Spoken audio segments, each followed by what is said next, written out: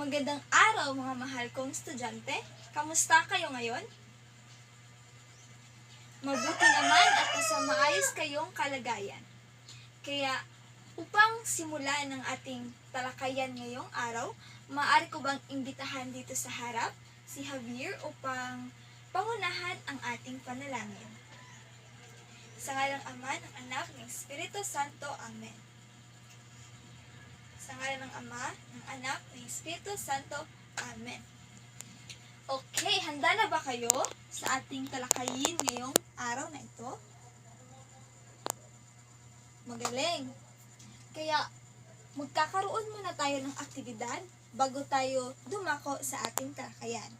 Kaya narito ang panuto, basahin ng sabay-sabay. Hahatiin ang klase sa 3 pangkat. May scrambled words sa pisara. May ilalagay na bote sa mesa. Paunahan sa pagkuha ang bawat grupo. Kapag alam ang sagot, kapag hindi na ipaliwanag ang nabuong word sa 5 segundo, pwedeng mag-steal ang kabilang grupo at mapupunta sa kanila ang puntos. May mga katanungan pa ba kayo? Maliwanag na ba ang panuto? Magaling! Sa puntong ito, ang mga estudyante ay maglalaro at ang gagawin lamang nila ay huhulaan nila kung ano ang scrambled words. Bubuuin nila ang scrambled words na narito sa pisara. Ang unang sagot ay pangalan. Ang pangalawa naman ay kasarian. At ang pangatlo ay edad. Ang pang-apat ay petsa ng kapanganakan. Ang pang-5 ay magulang. At ang pang-6 ay tirahan. Magaling! Nakita ko na lahat kayo ay nag-enjoy sa ating aktibidad ngayong araw. Kaya alam kong handa na rin kayo sa ating talakayan ngayong araw na ito. Ang tatalakayin natin ngayong araw ay ang batayang impormasyon sa sarili. At narito ang ating mga layunin. Basahin ng sabay-sabay. Una, na ipapaliwanag ang batayang impormasyon sa sarili. Pangalawa, ay naisasagawa ng mga mag-aaral ang pagsasabi ng batayang impormasyon sa sarili. At ang pangatlo ay naipapakita ang kahalagahan ng batayang impormasyon sa sarili. Ngayon at alam na ninyo ang ating layunin ngayong araw na ito, ay magkakaroon ako ng 3 katanungan. Basahin ng sabay-sabay ang unang katanungan. Paano mo maitukoy ang batayang impormasyon sa sarili? Maaari ko bang tawagin si Ian upang tumayo at sagutan ang unang tanong? So, paano mo maitukoy ang batayang impormasyon sa sarili? Magaling! So, upang maitukoy ang ating batayang impormasyon sa sarili, ay kailangan nating isal alang-alang ang ating pangalan, kasarian, edad, magulang, at iba pang impormasyon sa ating sarili.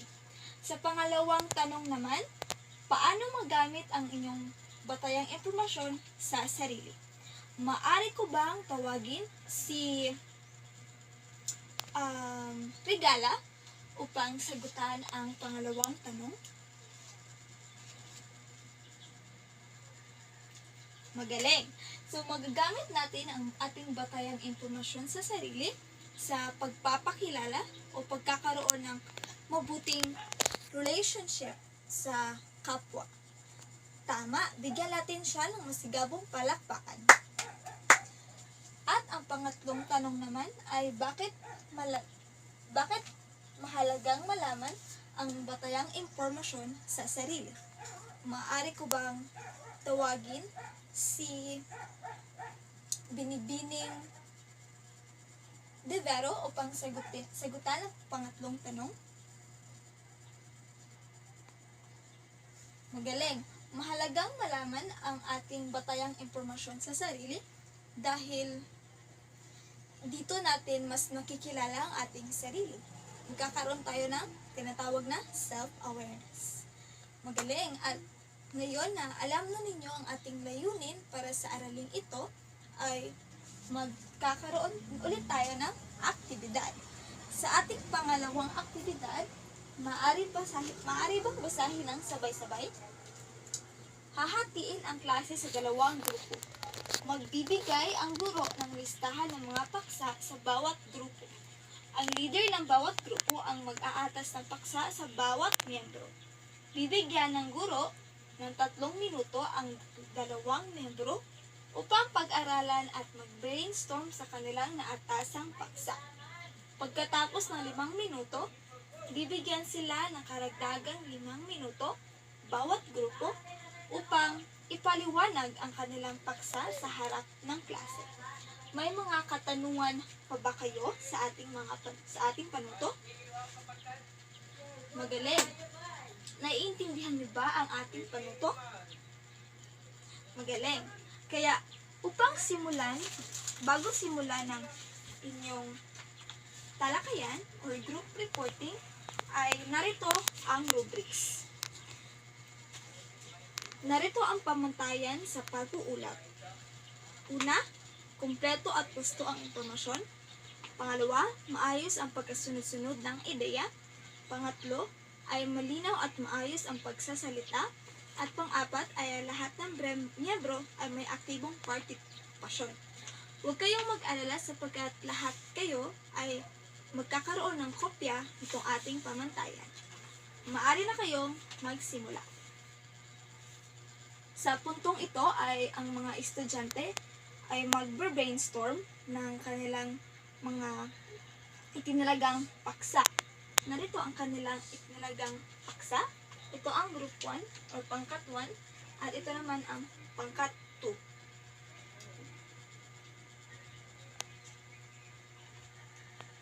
Magaling! Lahat kayo ay nakapagpapaliwanag ng iyong mga ulat.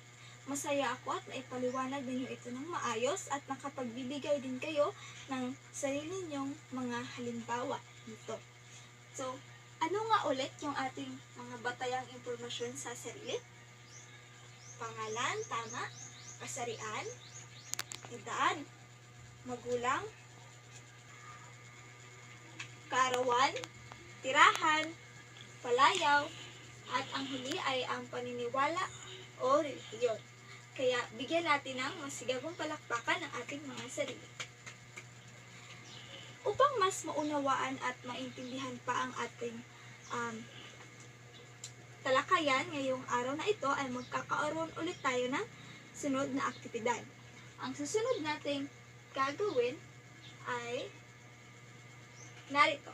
Maaari bang basahin ang sabay-sabay ang panuto? Hahatiin ang klase sa 3 pangkat. Bawat pangkat ay inaatasang magbibigay ng presentasyon kung saan masasabi ang batayang impormasyon sa sarili. May 3 minuto sa paghahanda at 3 minuto bawat grupo sa pagtatanghal. Okay, so may mga katanungan ba kayo sa ating panuto? Magaling! At lahat kayo ay nakaunawa sa ating panuto. Kaya, ngayon, upang simulan ng iyong presentasyon, narito ang rubrics. Magkakaroon kayo ng 4 na puntos kapag lubos na kumpleto ang impormasyon tungkol sa sarili, gaya ng pangalan, edad, tirahan, interes, at iba pa. At magkakaroon ulit kayo ng 4 na puntos kapag napakalinaw at profesional ang pananalita, gamit ang tamang impormasyon at ritmo. Lubos na kumpiyansa, may magandang eye contact at natural na pagkilos sa pagkakilala. Malikhaing presentasyon gamit ang angkop na props, galaw o dialogo na nagpapakita ng pagka-orihinal. Huwag kayong mag-alala sapagkat lahat kayo ay magkakaroon ng kopya nitong ating pamantayan. Maaari na kayong magsimula sa inyong presentasyon. Magaling at lahat kayo ay nakapagpresenta ng maayos. Naipapakita din nito na talagang napakahusay ninyo at mayroon kayong activity na ipinapakita. Kaya, naipapakita rin ninyo ang pagpapakita ng batayang impormasyon sa sarili. Kaya, gayon, bigyan natin ng masigabong palakbakan ng ating sarili.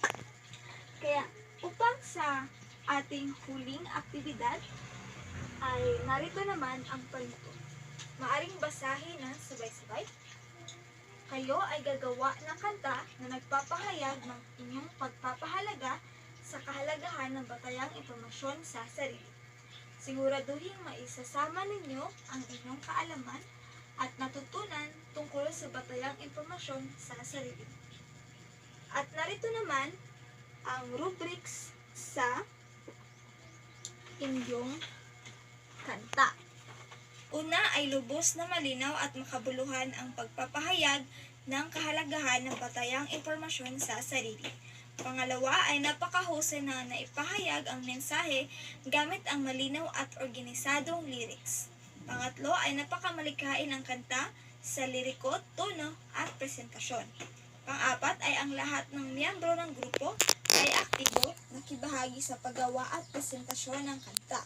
Ang huli naman ay napakahusay at maayos ang presentasyon, kapansin-pansin ang kumpiyansa at kasiguraduhan ng grupo. Wala na ba kayong mga katanungan sa ating panuto at sa ating pamantayan? Magaling. Maaari na kayong magsimula. Napakagaling. Talagang gusto ko at masaya ako na naibahagi ninyo ang kahalagahan ng batayang impormasyon sa pamamagitan ng pagkanta. Kaya, bigyan natin ng masigabong palakpakan ng ating mga sarili. At ngayon naman, sa puntong ito ay magkakaroon tayo ng takdaang aralin. Pwede nyo bang kunin ang iyong mga assignment notebook upang isulat ang ating takdang aralin sa araw na ito? Ang ating takdang aralin sa araw na ito ay magsulat ng reflection tungkol sa kahalagahan ng batayang impormasyon sa sarili. Isalaysay kung paano nakatutulong ang pag-alam sa inyong batayang impormasyon sa iyong personal na pag-unlad, mga karelasyon sa iba, at kung paano ito magagamit sa hinaharap. May mga katanungan pa ba kayo sa ating takdang aralin? Magaling. Kaya, upang sa ating huling panalangin, maaari ko bang tawagin ulit si Javier dito sa harap upang pangunahan ang ating huling panalangin? Sa ngalan ng Ama, ng Anak, ng Espiritu Santo. Amen. Sa ngalan ng Ama, ng Anak, ng Espiritu Santo. Kita tayo bukas. Salamat sa pakikinig at magandang araw ulit sa inyo.